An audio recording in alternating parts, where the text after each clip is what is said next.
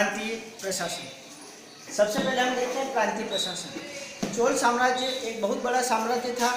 उनके राजाओं ने अपने साम्राज्य का विस्तार बहुत बड़ा कर लिया था और अपने पूरे संपूर्ण साम्राज्य को उन्होंने प्रांतों में विभाजित कर रखा था। प्रांतों को कहते थे मंडलम, और मंडलम का जो मुख्य अध्यक्ष होता था वो कहलाता था मंडल मुडाली, जो किसी राज परिवार का सदस्य होता था, या तो राजा का पुत्र या राजा का भाई होता था। मंडलम को कोट्टम में विभाजित कर रखा था।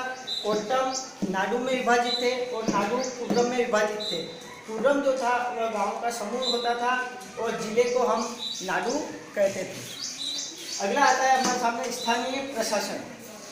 स्थानीय प्रशासन या स्थानीय स्वशासन चोल साम्राज्य की सबसे प्रमुख विशेषता थी।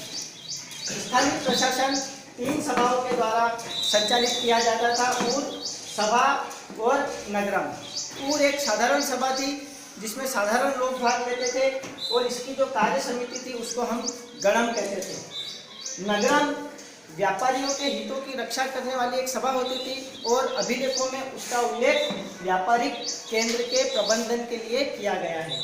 और सबसे जो महत्वपूर्ण होती थी प्रतिनिधि संस्था वो होती थी सभा या महासभा। सभा अथवा महासभा के जो सदस्य होते थे उनको हम पेरुमक्कल कहते थे, जो चुनाव के द्वारा चुने जाते थे। मंदिर, स्कूल, सन्यासी, कर वसूल करना और इन सभी कार्यों के लिए अलग अलग विभिन्न प्रकार की समितियां बनी हुई थी। उन समितियों को कहते थे वार्यम, और वार्यम के सदस्यों के बैठने का स्थान जो होता था वह स्थान कहलाता था ब्रह्म स्थान।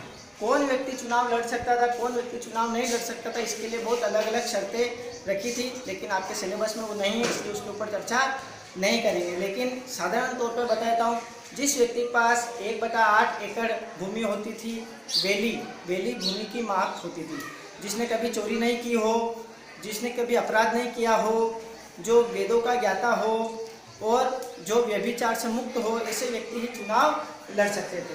ठीक, थैंक यू वेरी मच।